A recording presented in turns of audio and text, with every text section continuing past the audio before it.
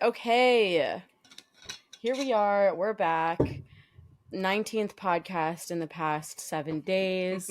Bet you thought you'd heard the last of us in these past 7 days. Surprise. We're still here. We're still cooking with gas. And we have yet another guest on today's podcast.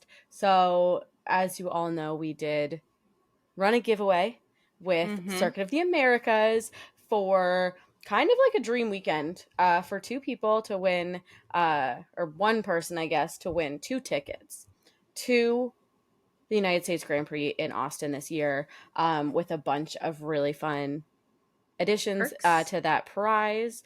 So we will be having a member of the Circuit of the Americas team on today to chat with Nicole a little bit about COTA and the United States Grand Prix and kind of everything that goes into it, and also announce our winner. So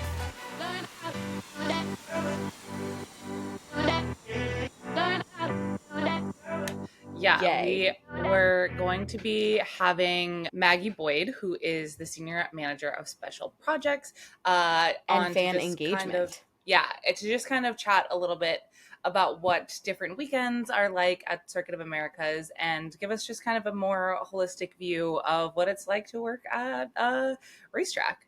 I think it's really cool too that she is like the head of fan engagement. So like, you know, there's a reason why people love going to COTA. There's a reason why people think it's like one of the best tracks, not just for watching the race, but just to be a fan at a track. And, you know, being like, we loved that last year there was a tattoo artist doing flash tats there, and there's rides and there's great food and there's all these different things. So I think it'll be really interesting to hear from her kind of how she goes about fan engagement, and why that's such a priority at COTA versus some other racetracks. So very excited to hear that conversation. But in the meantime, there's some F1 stuff to talk about.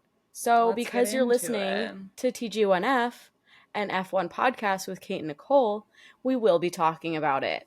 Not a lot, though. There's not a lot that really happened. It was an off week. We're covering in the past like 4 days that we haven't recorded. Covering some news. An episode. Yeah, it's been a handful I'm like, we've had like 3 days to, you know, gather some intel. But Singapore is this weekend. So we didn't have a race this past weekend, but we have Singapore. We love Singapore. I like love the night race vibe. It's whenever anyone asks me kind of like what's in your dream bucket list, it's always Singapore. Tracks, it's always Singapore. Like so cool, so fun.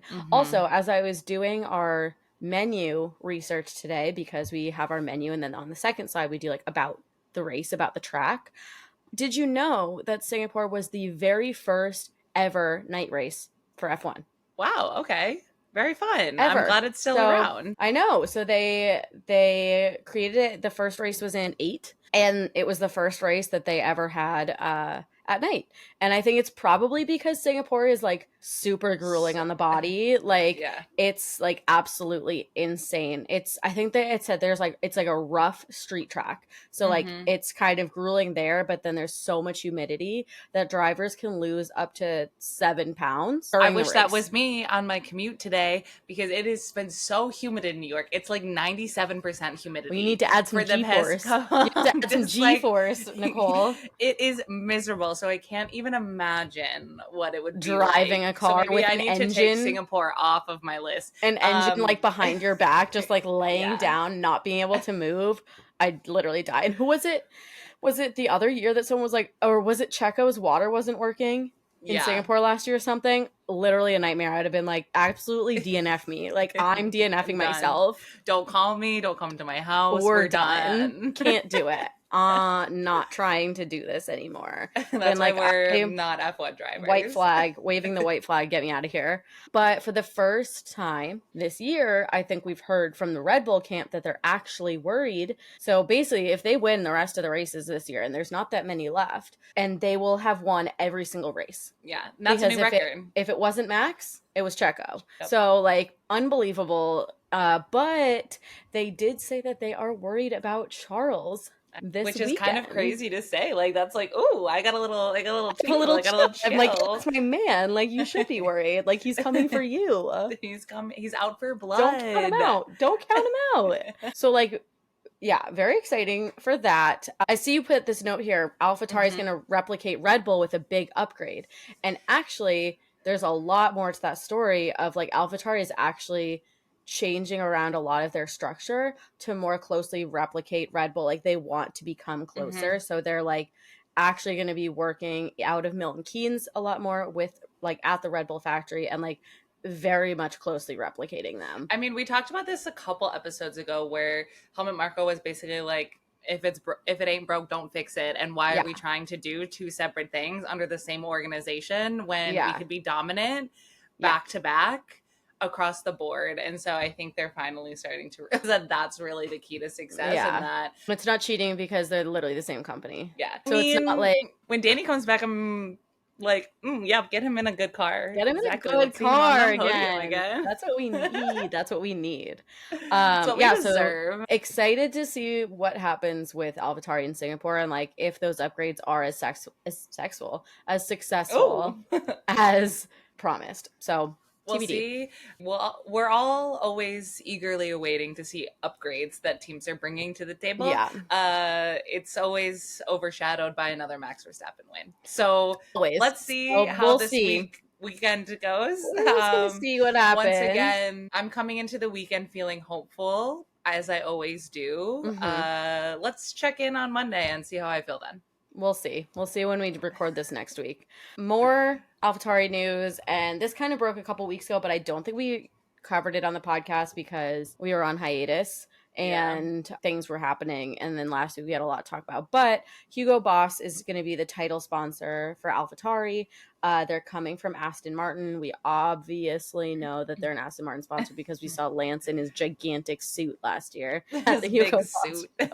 but they're going to be moving on to AlphaTauri, which again is like another piece of the puzzle for them to like replicate Red Bull. Is like they want these like bigger, like more international sponsors, Because like is brands. AlphaTauri even going to be its name next year, right? I think I it's like think up in the so. air about whether or not that's I going to don't be know the if they've name. decided, but in the article I was Yeah. reading about Hugo Boss, it was saying that Hugo Boss is the title sponsor for AlphaTauri.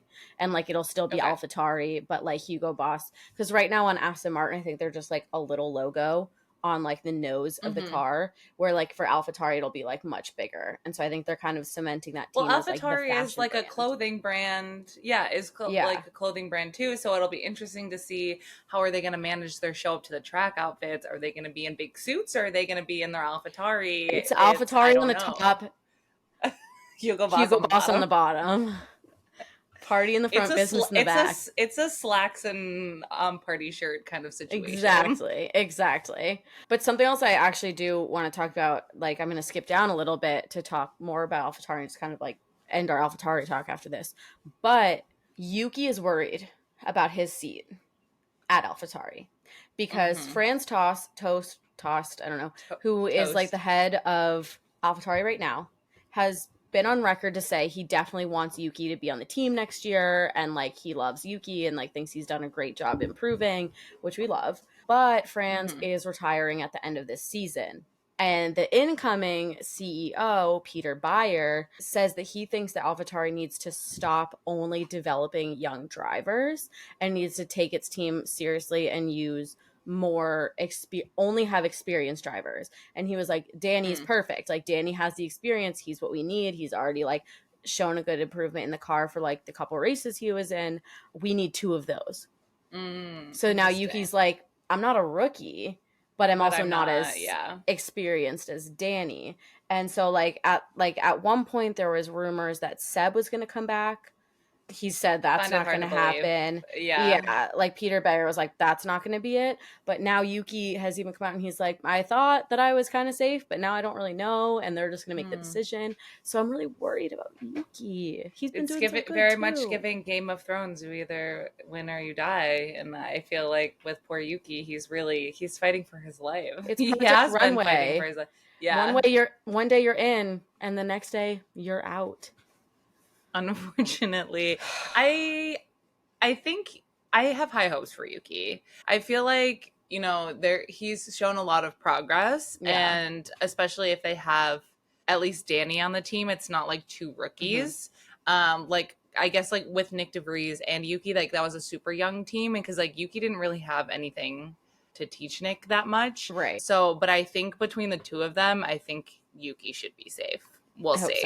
I hope so. So anyways, that's AlphaTauri. So we don't need to. That was a lot. That was like a lot of. This is actually just AlphaTauri. an entire AlphaTauri episode. We're actually only talking about if AlphaTauri. we want to keep going on the AlphaTauri train, we can also talk about how Danny's #1 fangirl this week. How he has just been in his fangirl era. He really has.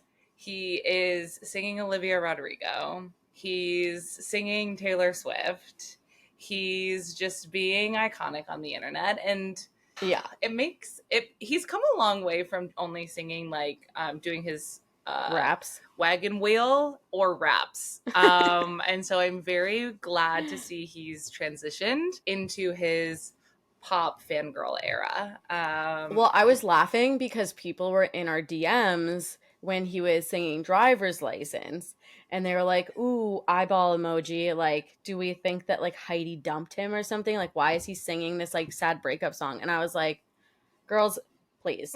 Danny is not smart enough to drop an Easter egg. Danny's not smart enough to drop an Easter egg on us. Like, this man could literally never. Like, he's just singing this silly song. He doesn't even know what it's about. He doesn't know the lore behind it. He doesn't know that it's maybe about Sabrina Carpenter. Like, he doesn't know these things. He heard this song a couple years too late, and he's now singing it on Instagram. It is not a wink, wink, nudge, nudge about Heidi. And you know what? It was on Guts release day too, which I was like, why won't you just do one of her new songs? Because he doesn't know. He probably doesn't even know who sings that. It's a bad idea, right? like, come on, Danny, get with the times. He's such a boomer sometimes. Yeah, well, he's 100 years old. You would think dating Heidi would keep him young. But apparently not. Apparently not. So anyways, that's what Danny's been up to.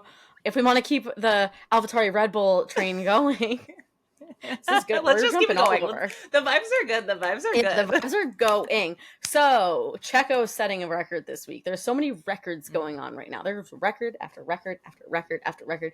Red Bull is just absolutely collecting records like Infinity Stones this year. But Checo, this week, after this week's race, will set the record as the driver to race the most numbers of Grand Prix next to Max as a teammate. Wow, what a feat. What a fun and special. What a feat for him. Record for him. Yeah. Just a little boy from South America, breaking records. I'm just a little boy from Mexico, and now I'm smashing it. Just a little boy from Guadalajara, and now I'm smashing it. Like, Checo, you deserve all of the awards for putting up with Red Bull and Max for this long, and Helmut Marko, for God's sakes. That absolute raisin. People were like, I just saw an article and I was like, calls for Helmut Marko to be fired, and I said, yeah, the fans are writing about that, but they're never gonna fire Helmut Marko. He has blackmailed everyone in that company. He's not getting fired. He has to die, and that's the only way he's going out. It's like a Supreme Court justice. Like, the only way he's going out know what he's gonna in do. A body bag. He's dying, and then he's having a deathbed confession, and he's outing everyone. He's saying, I'm taking it all down with me. It's giving anti-hero Taylor Swift music video where she's like, oh, you bitches thought you were in the will, psych. I'm reading you to filth instead. Like he's having a bedside deathbed confession that he's just outing everyone. I'm dying of natural causes right now, but if I go down, we're all going down. Tell Cersei it was me. Tell Christian it was me. Yeah. That's Helmut. Like, tell Kelly it was me. Tell Kelly it was me the whole time. The whole time. Kelly thought she was taking Red Bull down from the inside, but she wasn't. It was Helmut. That would be a huge twist. That would be a huge turn of events. And honestly, I would like to see it. I'd like to see if that did happen, I might posthumously take back everything. Take back what I said. Yeah. The thing is, he put out some stupid ass apology about the Checo situation. I know, he's like, I should never have attributed to his race, and I'm like, yeah, you think? They're like, okay, grandpa, like this is like It the wasn't even, US. it was just written so like formally. I was like, your PR person was like, beep, beep, beep, beep, I'm beep, surprised sign it wasn't this. a Notes app apology, if I'm being honest. He I'm doesn't even know, have surprised. notes app. He doesn't even know what that is. But This man is too old. It would that's be how little handwritten. the apology felt, is that it should have just been on a Notes app screenshot, date and time from like 2 days Dear ago, and Sam, then posted. dear Sam, that day on Instagram. Anyway, moral of the story: fuck Helmet Marco. See you in hell, bitch. And Peter Bayer, you have one chance to not fire Yuki, and then we're out on all Red Bull We're people. not asking for much. We're We're not not. asking for much. All right, where should we go next? I want to talk about Valtteri Bottas. Brighter note. Please, Let's talk about get people we into it. love. So Valtteri Bottas is, speaking of people collecting things like Infinity Stones, Valtteri Bottas is collecting entrepreneurial ventures like Infinity Stones. He needs to start a venture capital firm. He's like, Tiffany's got the beer. Bottas and Tiffany now, what do they have? Like a seltzer? Like he has a hard seltzer company. They have their gin. And now he has... Don't forget his pizza. His pizza and his coffee. He has a coffee roastery. And now he has wine.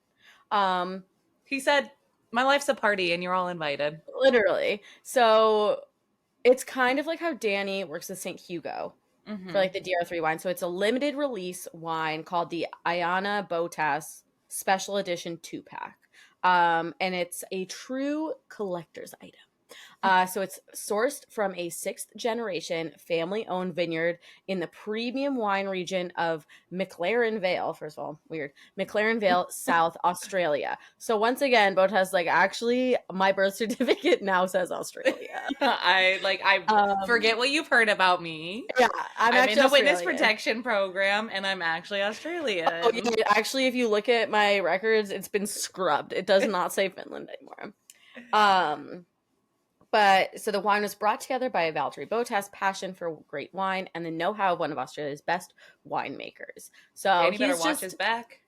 I know. I'm like, well, now we have to have it, and we have to have Eric back on, and we have to taste this one. But we probably also have to get St. Hugo Danny's wine again to do like a comparison. Do a full flight. We have to do a flight, and then we have to do a blind taste test to be like, which one is which one is better. Blind taste test, which one's better. Is that we have to drink 4 bottles of wine. Moral of the story. Like, all I'm hearing. Let's call up our waiter from Rio Maggiore and say, guess what we're about to do, bitch? Bitch. You thought we couldn't do it. Guess what we're going to do again for fun this time. Not even because we're being in a competition with you.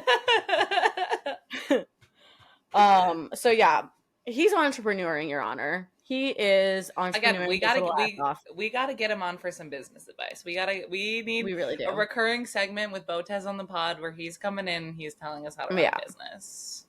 We don't need to go to HBS, Harvard Business School. We don't need Toto. We've got Bottas.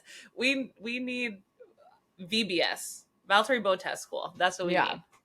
I'm getting an MBA, a master's in Bottas, but MBA, master's in Bottas influence. Advice. Master in Bottas advice. MBA. That's what I want. That's what I'm putting it on my resume. You don't have an MBA? That's so from VBS? Crazy. That's so embarrassing. Actually, I do have an MBA. So you should be paying me more because I have an MBA. A master's in Bottas advice. So sorry. Cough it up. Charles, moving on to Charles, he raced this weekend in the Jules Bianchi karting marathon in Le Castellet to honor Jules. Obviously, we all know that Jules Bianchi passed away in Suzuka years ago. He was an F1 driver and was Charles's godfather. And so Charles is still really close with the Bianchi family and does whatever he can to help support. So he was in the cockpit of the car of kart number 17 for 60 minutes from 2 a.m. to 3 a.m. on Sunday, and then got back in the car before noon before he left for Singapore. This was like, it's a 24-hour. I'm crying at the text that you pasted in here about it. You have to read it. Okay, it says, yeah. So I'm gonna just say it was like a relay. So like, you know, it's like the 24 hours of Le Mans where you Yep. go and like you drive certain stints and you're on a team. Yeah. So it says swiftly settling into the cockpit of cart number 17, he assumed a 60-minute relay from 2 a.m. to 3 a.m. this Sunday. He would later take the reins again shortly before noon before vanishing into the horizon en route to Southeast Asia, where he will reignite his F1 campaign. They won. Well, I put that in. I put they one Oh. in. I was like, that's a beautiful ending. I'm scared. Yeah, the JB17 team won the marathon. Shocker. Charles was on the Shocking. team.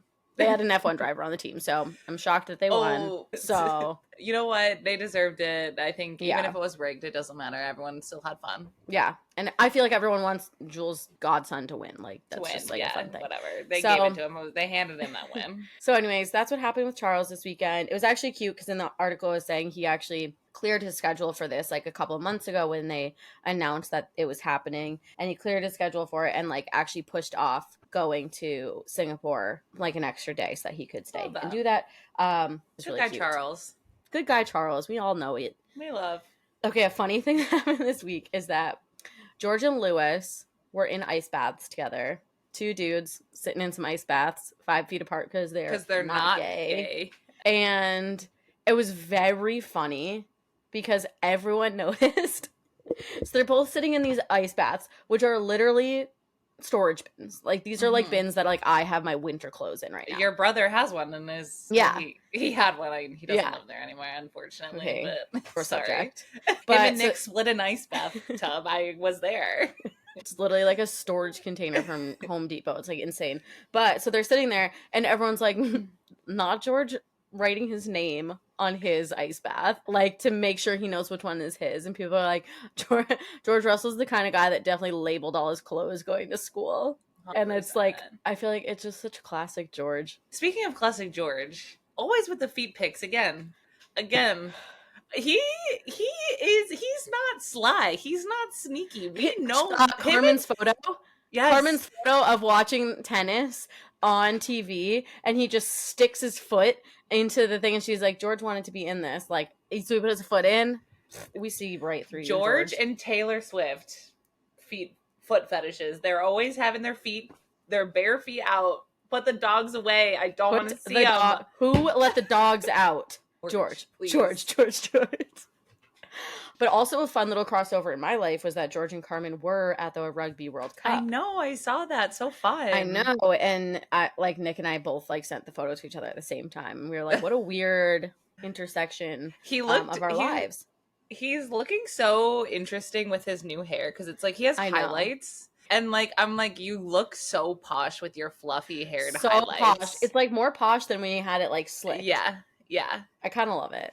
It's working for him. Really working. And then he was wearing that tan suit and like the cuffed pants with the bare ankles. I was like, you are so posh right now. Like so posh. Everything about you, like you're giving rich. Yeah, posh spice. Yeah, for sure. So a very fun little George thing for me and my life. This next one is very fun about Carlos.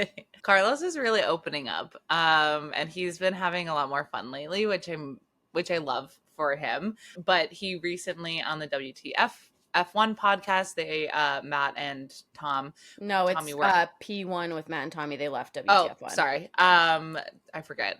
And so they were interviewing Carlos, and they were like 50% of the questions that we received from the audience was, "What is your hair care routine?" Fake that not one person asked, "Where do you get your pants? Where do you get your jeans?" You guys are really fake for that. The real Lily fans know. is really disappointed. But anyway, so he goes, "Oh, that's so funny. I literally don't do any," because they're like, "Why is his hair so perfect when you take your helmet off?" And he's like, "I don't think it is." And everyone's like, "Sir, I guess you've never seen yourself." It is. It really is. And he was like, "I shampoo my hair in the morning, no conditioner, and then sometimes I'll shower 2 or 3 times a day. And if I shower again, I don't shampoo. I just wet it." Okay, well, here's the thing is that I will vouch for that.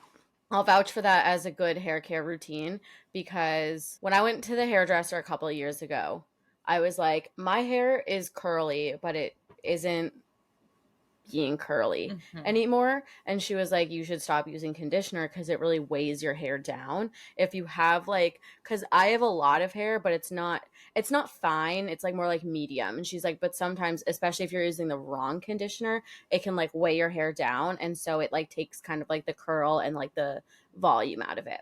So Mm-hmm. for like 2 or 3 years I stopped using conditioner and I just used shampoo, and my hair was like so voluminous and curly, and it like kind of like came back to life. And so like I don't doubt that that's what he does, because he's not putting conditioner in it, so there's like not these like heavy oils or anything on Yeah. his hair, so it can just like be free.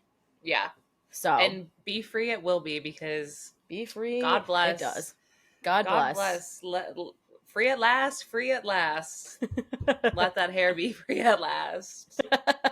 I think one of the last things we have to talk about, well, before we get into the excellence that is Joe's photo shoot, I want to talk a little bit about how this week Mike Crack talked about how Lance and Fernando are basically on par with each other in terms of competitiveness. Hysterical. Like, is it April Fool's? Is Lawrence behind you? Like, blink twice if Lawrence is Blink behind you with a twice. gun to hit your head. Like, that's like so hee hee ha ha that you think that any of us would believe that Lance and Fernando are on par with each other. Yeah. That man's has won 3 world champions, 2, Yeah. and he's one of the fastest people on the grid despite having a horrible car. So don't even talk to me, Literally do not speak to Mike me. Crack. My crack, my neck, my back, my pussy, and my crack. He's on the crack cocaine if he thinks that any of us are gonna believe that. He's on the crack cocaine. Very funny. Yeah, ridiculous. A ridiculous statement for him to have made in general. Literally. Like, nobody's believing you. But I do need to talk about Joe. Well, please, we do. This took my breath Lululemon away. photo shoot. Took my breath away. Okay, but the first photo of him in like this house with like this tiny little TV on a TV cart, it's Yeah. really giving Kim and Kanye's photo shoot where they like rented out like the trailer home to pretend that they Yes. were poor. Remember, they were like had this whole aesthetic going after she got Yes. robbed, and they were like, we Yes. actually don't have any money. And so they Yep. like cosplayed as average Americans, like poor people. That's what this photo is giving to me. But he looks incredible. Like I need him to wear glasses all the time. He looks so good. Like me, he looks so good. And this one of him sitting on the car, like he's serving face your honor. It's this is a model. This is a true model. This is a male model. This is a runway star. This is a fashion show star. This is a cover model. Get this that is man on the someone cover of that Vogue. I want to be looking at all the time. He's stunning. I would be He's looking at him all the beautiful. time. He's gorgeous. He has the moment. He knows his angles. All of them are his angles. I don't think he has a bad angle in him. No. I'm pissed. He was born to be a star, and regardless of how his F1 career turns out, he will always have a space in the fashion world. I believe that. He's gonna be a model. Don't worry about it, Joe. Don't worry about it, sweetheart. You'll be fine. You'll be fine. It was the moment. Absolutely stunning. I loved it. And one final thing on the agenda. I was just going to talk about how this article came out recently about how Pierre Gasly has raised concerns over fans overcrowding the paddock. And, obviously last year we saw in Mexico that there was like chaos, and it's kind of crazy that people who pay the amount of money that they do to get into the F1 paddock behave the way that they do. Literally. Like, I'm like, you're paying thousands of dollars to act that way, to like knock on the Alpine, knock, knock, knock, Pierre, come out. Yeah. Come out here and be my court jester. Like, that's insane. Like, that's insane behavior. Insane. So I think, it's kind of unfortunate because I feel like they'll probably start cracking down on like the interactions that you could have within the paddock. And it's just kind of like, people are going to ruin a good thing. Like, if you can't act like an adult, you can't behave well, like, look what you made me do, as Taylor Swift says. Like, this is why we can't have nice things. Your privileges are being taken away. So Yeah. I will be curious to see kind of how paddock rules change in the next season to just kind of ensure that the F1 drivers have a safer Yeah. working Agreed. environment. They don't have to It worry about will be being for hounded sure. like fucking Paris Hilton in 2001. All right. Well, it's time for the girls' room. Let's get into The it. girls' room. Quickly before we chat with Maggie. So, another thing that happened while we were on our hiatus, and we weren't really doing, and I think we might have talked about her once or twice on the podcast, but an official welcome to a brand new wag in the wag paddock is Mary Lou Belanger from Montreal, Canada. She is 24 years old and she's dating Lance Stroll.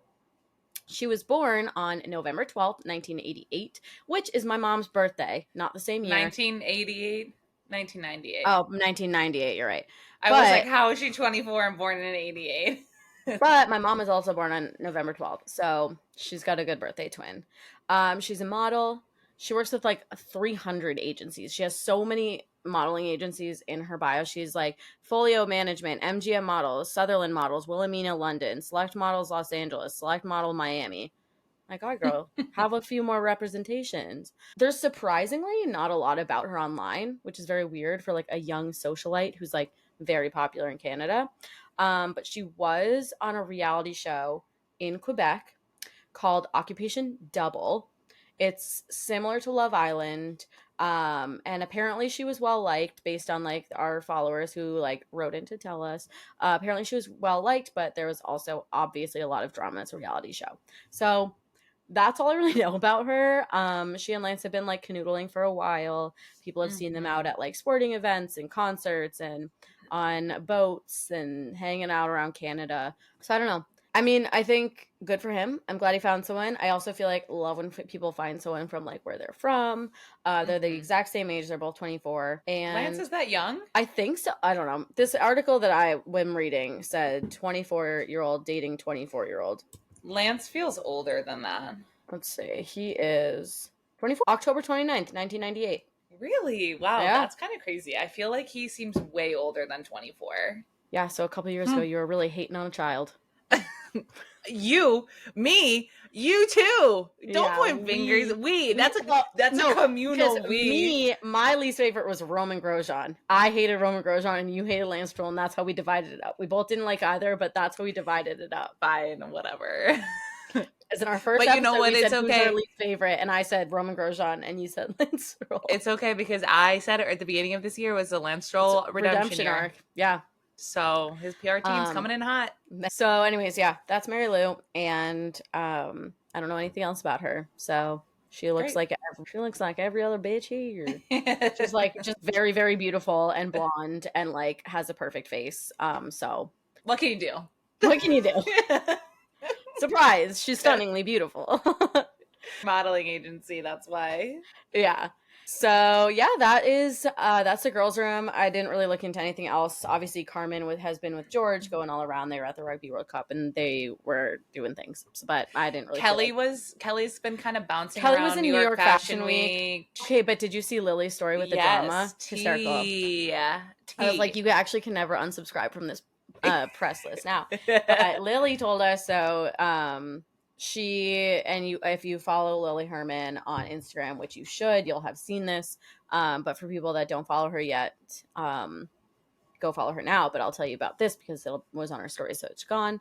But Lily got an email. She is a journalist, so she's on the press distribution list for a fashion brand that had a show in New York City or a party that Kelly was going to and was wearing. And so these brands, they send out to all of their like media contacts a list of all the high profile people that are attending these parties, and it's usually people that are like invited by the brand, styled by the brand, and showing up for the brand, so that people can write about the who's who of where they were. But Lily looked and Kelly was not on the list, even though she was invited and styled by the brand. So the brand must not think that Kelly's as cool as she thinks she is.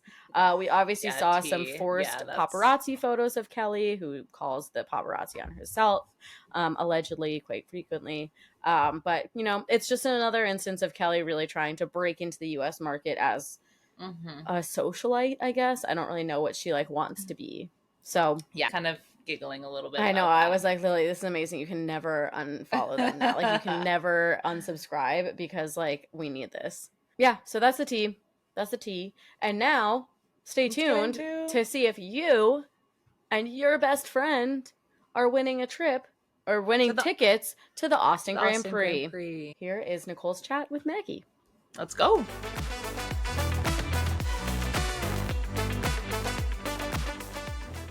Well, hi Maggie. How are you today? I'm great. How are you doing? I'm doing so well. Are you joining us from the Circuit of Americas today? I sure am. So if you hear cars in the background, I'm so sorry. We've got a track rental in, so it's a little noisy around here. Honestly, that's perfect. We just did an episode with Jamie Chadwick a couple of days ago, and she was like, "So sorry, we're doing IndyCar." So Yeah. if you hear that in the background, we're like, honestly, our audience loves car Yeah. noises, so it's the perfect background noise. So actually, no need to apologize. If you want to take your microphone Great. outside Just and walk it pick out. up some of the sound, that would actually be perfect for us. Yeah. Well, for everyone who's listening today, I'm joined by Maggie as my co-host today. Kate is out to dinner with fiance Nick, so it's just me and Maggie today. But we're gonna chat a little bit about what it's like working at the Circuit of Americas, kind of the different series that the track has, and then we're gonna pick our lucky winner of our Austin weekend tickets. So very excited. Yes. Super stoked. Amazing. Well, why don't we just kind of softball start your journey into motorsports? Our audience really loves to hear different people's kind of career journeys into getting into motorsports and kind of how you stumbled into this career. So would love to hear a little bit more about your background and how you ended up working for Circuit of Americas. Yeah. So I actually grew up in a garage. My dad raced stock cars when I was little. I took my first steps in the pits of a dirt track up in Dallas. And I just have always followed racing. Admittedly, I was a big NASCAR fan growing up when Love. I was little. And so I've always had an appreciation for cars, a love of cars, motorcycles. If it has an engine, I'm oogling at it. And I went to school for sports management, Okay. graduated college with a degree in that, went on to be a sports marketing agent for NFL players. So I was actually in football for a few Okay. years. And then when COVID hit, I was living in Las Vegas. I didn't want to be in that job anymore. I didn't want to be in Vegas anymore. And so I moved to Austin. I had no job, no plan, except that I knew that COTA was in Austin. So I actually found the email the other day where I'd emailed the director of events who was there at the time in April. So in the midst of COVID, Yeah. I emailed, I said, if you guys are hiring, let me know. She said, thanks so much, but absolutely not. We are in the Yeah. middle of COVID. Sorry, we're not doing an Nobody's events right hiring. now. Right, right. Especially not for events. Yeah. So I moved, and a couple months later, I kept stalking the website, the careers page. Are they hiring? Are they hiring? And finally, one day, a job listing popped up that said full-time karting associate, because we've got a really cool kart Yeah. track out here. So I submitted an application. I thought, if I'm just gonna, like, I just want to get my foot in the door, meet the right people, see what happens. I ended up getting an interview, and I guess the gal, my former boss who had been hiring, had told the guy going through applications, if anyone has some kind of sales experience, let me know. So I got very lucky. They pulled my app. They asked me to come in, and I actually got hired to do group sales. Okay. So I started out at the kart track. That reopened post COVID. I helped out with that. And then as business started developing again, as events started happening again, I got moved over full time into the events team in the events and hospitality department. And I've just kind of grown my career from there. So really, it was just a happenstance. I'm going to submit this application, see what happens. And it worked out really well for me. You know what? Happenstance, but also you made it happen because you really wanted it and you had Right. already reached out. I'm sure they had probably, seen some stuff from you before, and so they were like, she's the perfect gal for us. I like to think so. I love that. I love that. I love that this has kind of always been, your passion, and you've always really wanted to make it work in the sporting world. Mm-hmm. I will say I'm new to kind of the sports industry, and it's been a wild ride, but it's really fun to be here. So, Yeah. so your title is, it's It's senior senior manager of manager. events and fan engagement, right? Yes. Yeah. Yes. Kind of a mouthful. But I do a lot of different random things. So yeah, that's the current what we've landed on. So, what does your day to day kind of look like? Yeah, so especially right now, we are in full F1 prep mode. Of course, we're only a little over a month away. But day to day, it's my time's kind of split between venue events. So I do a lot with the non-track activity. It's a huge property. There's something happening every single day. So I manage the team that puts those events on. So we do 5Ks, corporate meetings. We had a Van Gogh experience come through last year. It's a lot of space to work with, so there's a lot of ways to be creative with it. So I manage that team and they do a really great job. And then the other half of my job is the race related role, which is fan engagement. And that is really me just getting to find the weirdest, most outrageous, why is that in the middle of a racetrack kind of activations. And finding these vendors that kind of will stand out for the crowd, booking them, bringing them in, working through the logistics of that, and just finding all the new exciting things. I mean, that's something that we really loved last year, was that there was a tattoo artist doing flash tattoos. Yes. And we're like, this is something that we've never really seen before. So that was incredible. I think you're doing a great job at finding some really great activation. So can't wait to see or hear about the ones that are up and running this year. Yeah. So we'll have tattoos again. Okay, She's perfect. my favorite activation. It's actually my own personal. Is she coming back? Yes. Oh, okay. Yeah. Yeah, she came out for MotoGP in the spring. She'll be here all the time. She's actually my personal tattoo artist. A very good friend of mine. We couldn't get around to do. We just didn't have enough time, but we wanted to so bad. I love her stuff. Yeah, she's great, and she books up like the start of the day. She's filled out all her time slots within the first hour of gates opening, and she has a whole flash sheet. It's always so funny to me of all these different Texas, US, yeehaw cowboy flash options, and then one track outline option.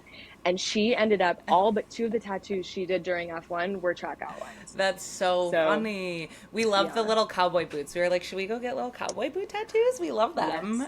Yes. But yeah, she'll be back for sure for every race all the time. Oh, okay. Well, I love to hear that. So next time around, we'll make sure to book early and get in with the slot for her. So is fan engagement something that COTA has really always valued? And what is kind of the main goal for when you think about creating sort of fan engagements? COTA's always done activations, whether it's musicians or weird. We had a squirrel that water skied in the pond a few years ago. Oh my God, yeah, he's so cute. I love Twiggy, him. yeah. So there's always been some kind of entertainment aspect to F1, but it really ramped up in 2021 post-COVID. Okay. And I think there was more of a need for it because of Drive to Survive. And the way I kind of explain it to everyone is you have your OG race fans. Mm-hmm. You have people who have been in the stands for years, since 2012 when we opened. They want to watch every car that comes on track. They're glued to track activity. They love it. And there is a ton of track activity. F1 jams our schedule full of it. It's great. Yeah.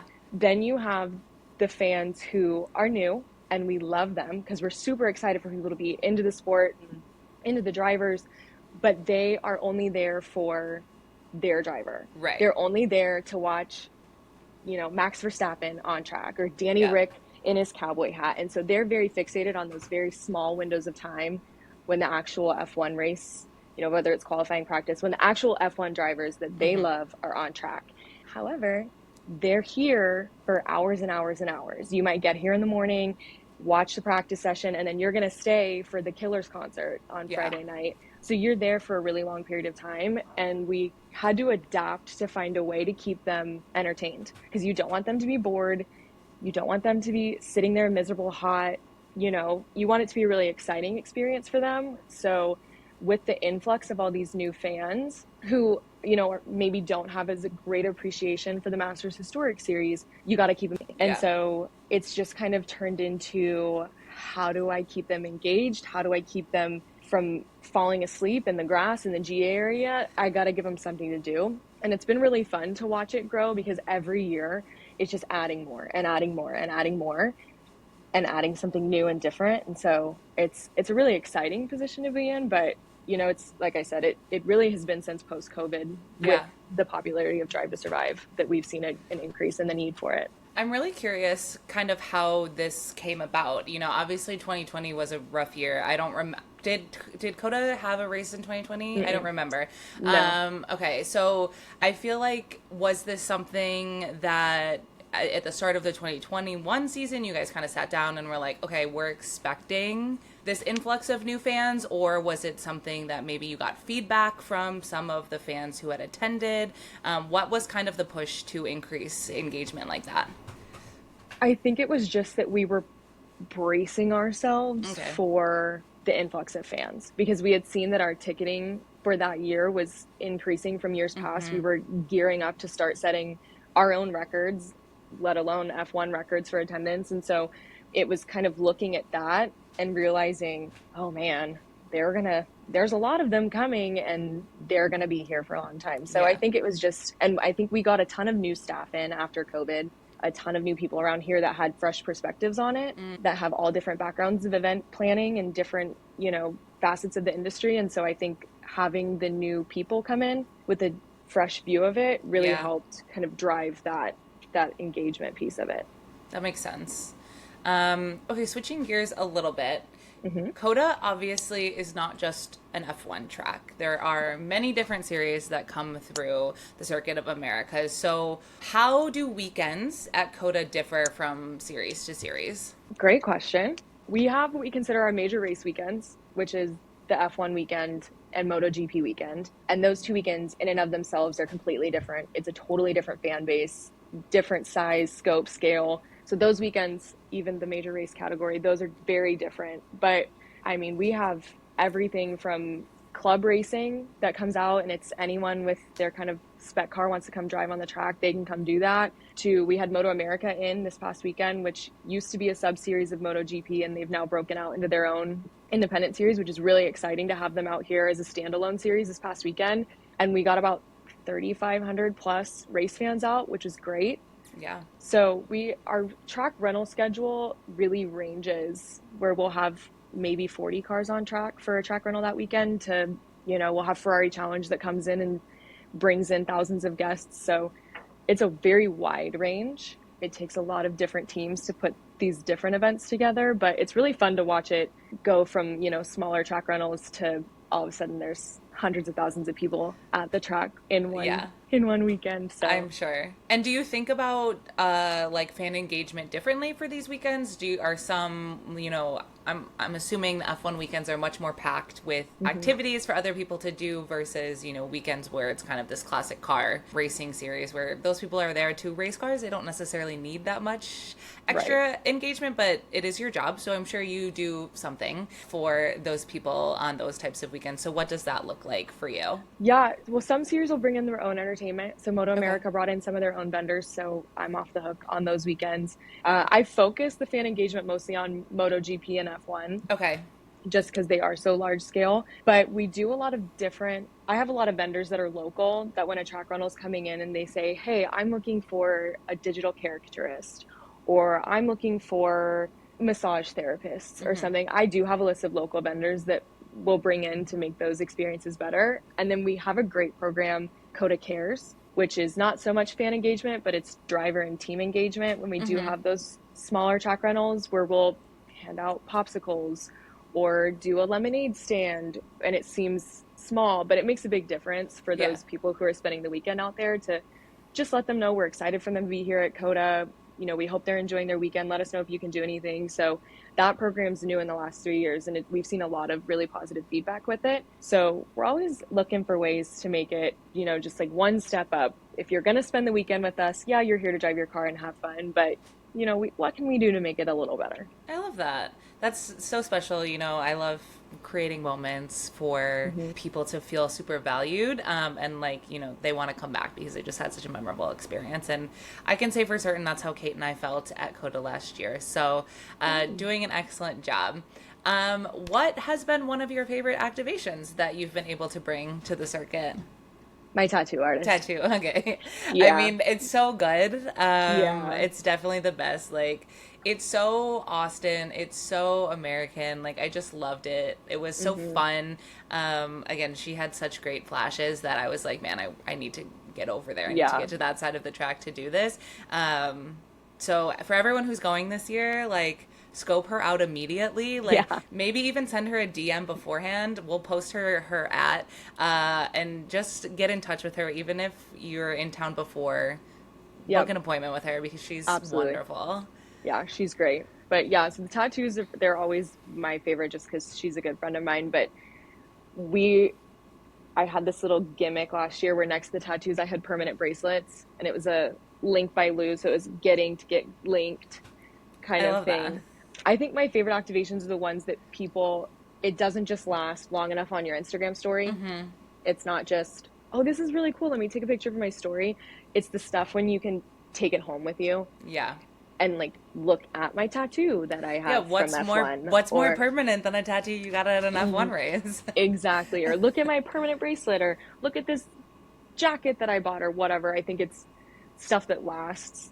Those are my favorite ones. Or Yeah. the really outlandish, the giant octopus El Popo that shot flames in the air. And it's my favorite things are the things that really make people go, where did you even find that?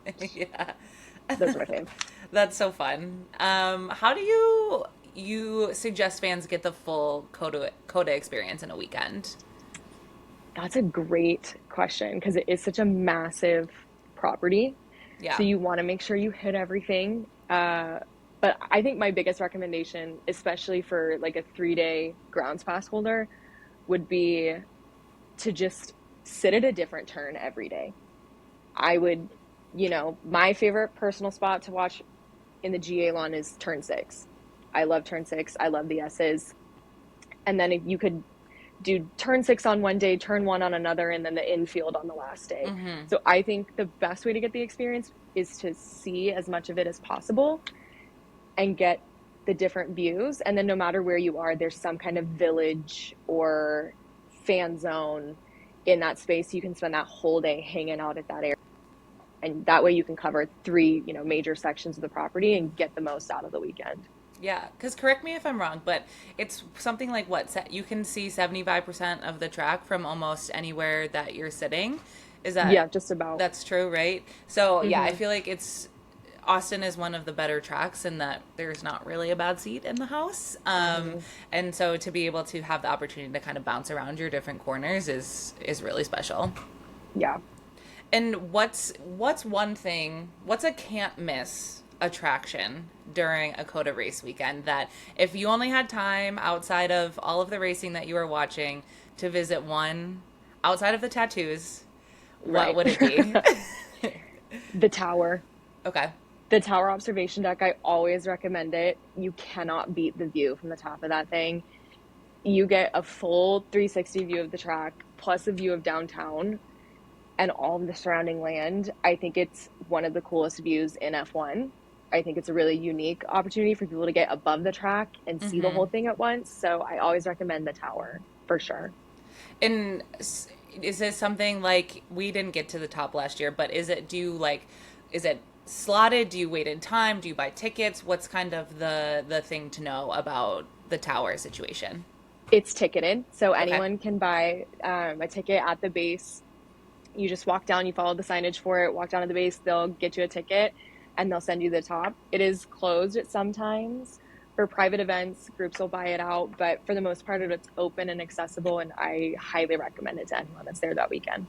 Okay, amazing. Have you visited other tracks for inspiration? I have visited other tracks in my life, just in Okay. general, most of them being motor speedways, just NASCAR-based tracks.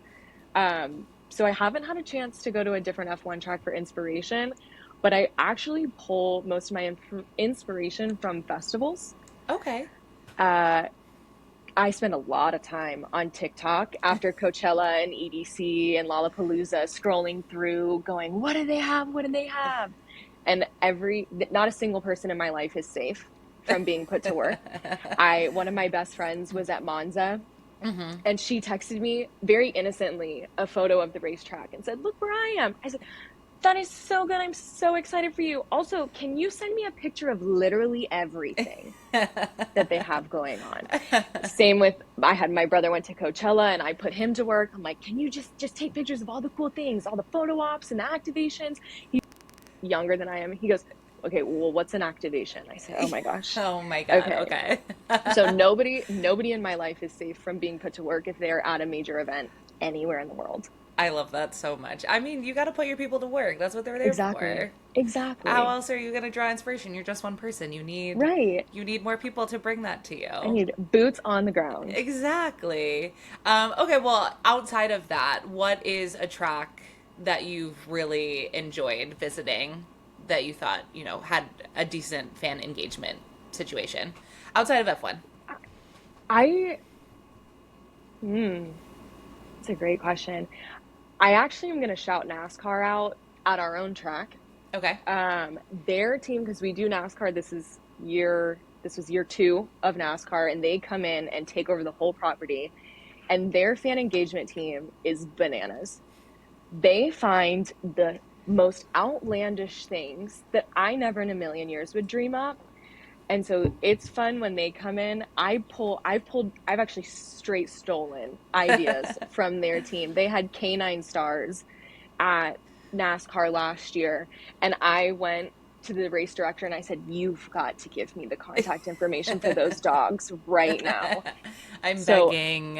yeah, they know how to keep their fan base entertained. I'm not sure I think they do it at other tracks. I'm not sure if it's on the same scale at other Yeah. tracks as it is when they come here, but they do such a good job of finding the craziest stuff that people are just so excited about. Well, I feel like COTA really has the luxury of space, Mhm. and it being built as a track to kind of entertain on, which I think some of, these smaller European tracks, which are either street Mhm. races or, were built a long time ago, were not set up for fan engagement of this level. And one thing Right. America does really, really well is our entertainment. So, Mhm. I think the US races are kind of spectacles and really fun to be a part of, and I think that that's just unfortunately our brand. Yeah. Did you say unfortunately? I think it's fortunately it's Well, our brand. I mean, it depends who you ask. I also love it. Like, I want to get more into NASCAR because I love the spectacle of it. Like, I love the culture. I want to be like, Mhm. yeah, I want to be drunk on Bud Lights in the infield. Exactly. Like, I want to, that's where I Exactly. want to be. And so that's why people are kind of mad that there's more US races, right? But I'm like, you have to experience it because it's a Yeah. whole new level of entertainment. And you can tell the drivers enjoy it. Like, the drivers are super psyched about coming to the American races because there's always so much going on and there's so many new activations and like fun things to do. Whereas, I was also just in Monza and I was like, man, Mhm. this race is so boring compared to Austin. Exactly. Well, and we had a meeting right after Monza where we all sat down and said, "So we saw that race, right?" We're all looking at each other, and somebody looked at me and goes, "I hope you have a lot going on, because if it goes anything like that, they're going to need things to look at." I said, "Yeah, don't worry." So, Well, don't yeah, we worry. do have the Maggie's on the advantage. case, everyone. If there is an aborted start in Austin this year, Exactly. there will be fireworks, there will be juggling clowns. It's going to be Yeah. fine. Yep. Okay, kind of segueing a little bit, but some of our listeners, many of them actually, if they're visiting Austin for an F1 race weekend, will be visiting Austin for the first time. So, outside of things to do in COTA, what are some recommendations you have for people visiting Austin for the first time? I always recommend South Congress just because it's iconic. You can't miss it. It's all the shopping district, all the good murals, the "I love you so much" wall on the side of Joe's Coffee. It's always a fan favorite of anyone visiting Austin. And then I always recommend just find a TikTok page that's Austin based, some kind of Austin based influencer that blogs food, because you can eat at a different restaurant for a different meal every single day of your life, and still turn around and go, that was the best meal of my life every single day. So there's so many restaurants to be tried and so much good food that I always tell everyone that's visiting. I'm like, don't eat the same place twice. And if you're going to spend your money, spend it on food because it's really good. Do you have a favorite barbecue spot? Oh, Terry Black's. Terry Black's. I mean, it's that's the best one. Yeah. I mean, no contest, really. When we were there, Kate and her fiance, she had a work event the following weekend, so they stayed an extra week, and they ate there twice. Mm-hmm. Yeah. Nick was like, I gotta go back. We gotta go back and get him more things. Yeah. You have to mentally prepare yourself for Terry Black's. That's a whole experience. We actually, when we were there the first time, we saw Yuki. So we saw Yuki at Terry Black's that night. So it's like, if Yuki likes it, it's a good place to be. It must be good. Yep. Exactly. All right. And kind of wrapping up a little bit, but obviously this is an F1 podcast. We know you do things other than F1, but just a kind of rapid fire F1 favorites. So who is your favorite F1 driver? Danny Rick. Oh, that's my girl. Yes, it's gotta absolutely. Were you part of the engagement of him showing up on a horse last year? No. Did you come up with that? No. But the amount of phone calls, because everyone around here knows he's my favorite. I just think he's so fun. Yeah. And I got so many phone calls when that happened of people going, Danny's on a horse in the paddock. You have to get down here now. And I've never moved so fast as I did at that moment. She's a runner. She's a track star. Actually, though. It was so good. That's so funny. Do you know how that got set up, or was it just like he just showed up with a horse? I need to know the logistics behind how that all came together. I have no idea. I have no idea who set it up, who arranged it. I don't think it was COTA. I think it was F1 or McLaren. I'm not sure. I just know it was magical, and we will never forget it. The number of people who comment on our Instagram post favorite COTA memory as Danny Rick showing up on a horse is, I think it's at 80%. Yeah. So it has to be. Okay, so outside of Danny, who's your favorite team? Ferrari. It hurts, but yeah, aligned. I'm sorry. Yeah. I grew up a Michael Schumacher fan. Okay. I had posters of Michael Schumacher next to my like Tiger Beat Taylor Lautner Jonas Brothers posters. That's iconic behavior. This is why we have built the TG1F community, because like for people like you, because they're like, we know that there are fangirls who both love the Jonas Brothers and Twilight and also motorsport. Yes. We exist, we're here, we're real. Yes. For me, my favorite thing is the Danny Rick, Harry Styles long distance bromance. That's probably my favorite thing in F1 right now. My roommate is a huge Harry, and last year when Harry was wearing the Danny Rick shirt and we found out that he had a mutual friend, we did a whole PowerPoint presentation on figuring out who the mutual friend could be. Did you figure it out? Yeah, it's Xander, who is friends with what's his name? Jeffrey. He's Harry's agent. The manager. So Xander he has a clothing distribution company. So I think he helps with Enchanté, and so he's friends with Harry, and so that's kind of how it all came together. Yeah, that was the most beautiful moment. I have it printed. This is so embarrassing. No, it's not. For this podcast, it is not. If Daniel Ricciardo, if you're ever listening to this, I'm sorry. There is a printout of that photo of Harry with that shirt on. Yep. And right next to it is the screenshot from the F1 Christmas gift, like the Secret Santa, where he has the I Heart Harry. They are printed next to each other on the cabinet next to my desk in honor of how important that moment is. And then when Harry did a shoey at his show in Australia, it was so good. The minute that there is photographic evidence of the two of them together, it's game over. It's game over. It will be printed the size of the wall. I'm getting a full fat head of it for sure. Absolutely. Okay, who has your favorite car design this season? It's biased, but it's Ferrari. That's fair. The Aston Martin is green is so pretty though. Yeah, it is. I do also like Alpha's car. I like the red-black split on it. I do like that a lot. Yes. And then your favorite F1 track other than COTA? I want to say Monaco because it's so iconic, but I think it might be Abu Dhabi.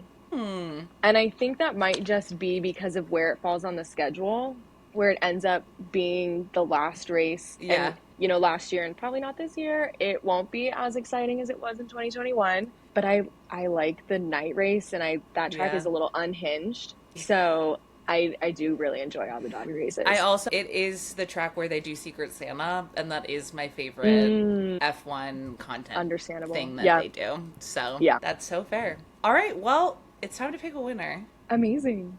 Drum roll. Okay, we have randomly selected a winner, and I'm gonna read it out. Their username, I don't know their gender, is XXI period CHR. Anyone who's listening or viewing. And her comment was, "We've never been to COTA, but this will be the best birthday gift if we go." And then she tagged someone. So, happy birthday to our Happy winner. birthday. We will be reaching out via Instagram to collect all of your info and then put you in touch with the COTA team to make sure that you have the best birthday that anyone could possibly ever have. Yes. We're so excited that you're going to celebrate a birthday with us. It's gonna be great. You'll have to get a tattoo to commemorate. It's the Absolutely. only solution. You'll have to get a little Yes. birthday cake in the shape of a cowboy boot. That's really it. Yes. Do you want to do fan engagement? Don't even play with me, Come Maggie, on. because that's my dream job. If you want to hire me, I'll come work for you any day. Okay, well, thank you so much, Maggie. This has been so fun. I loved learning more about Circuit of Americas and Austin, and I'm so bummed that Kate and I won't be able to go this year, but we'll see you in 2024, hopefully. Yeah. But congrats to our winner, and sorry to everyone else who didn't get picked, but we hope that the majority of you will still attend Austin someday anyway, Yes. because it's definitely worth it. Come see us. Yeah. All right. Thank you. Yeah, of course. Bye. Bye.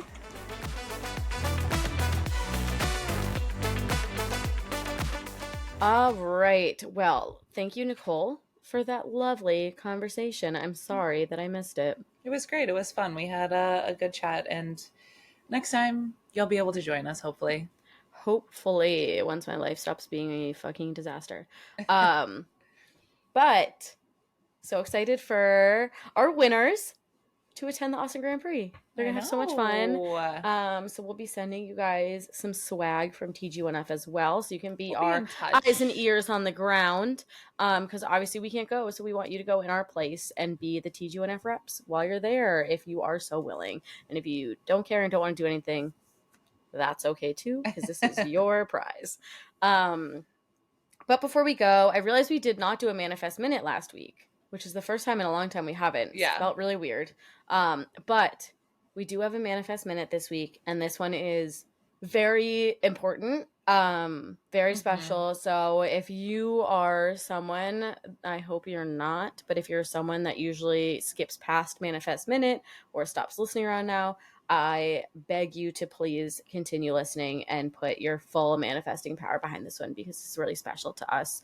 So this is a manifest for our friend and follower Autumn. She's been listening to the podcast for the past year and has just loved it, and says that we have been a bright spot in her life for the past year, which is just so nice and like weird that anyone thinks that about us. But anyways, she is asking for the collective manifesting power of the TGNF community, because she was recently diagnosed with stage 3 breast cancer. She wants manifestation that she's going to kick cancer's butt, and that the doctors will have the ability to help heal her quickly, that her family and her will be able to handle the journey that they're going to go on as she seeks care. So this is a really special one for us, and really something that we are hoping to do more for, rather than just, a Manifest Minute on the podcast. So stay tuned to hear more on that. But and let's take this one seriously, guys. All right. This is not one to play around with. This is not one to open your eyes before I tell you to. This is very serious. So if everyone can please close your eyes and take a deep breath in and take a deep breath out. And I really want everyone to think of a time in their life where they've been going through something and have really needed strength and have received that strength from people around them. Or maybe it's a time that you were going through something and you had strength on your own, and it's a time you're really proud of yourself for, just really fighting through something that would be perceived as a really hard battle or something that you're really struggling with. And I want you to kind of let that feeling of strength and power and hope really just kind of like ignite in your chest. Feel really warm and powerful and strong. And I want you to think of our friend Autumn, and I want you to send all of that power just careening towards her. um,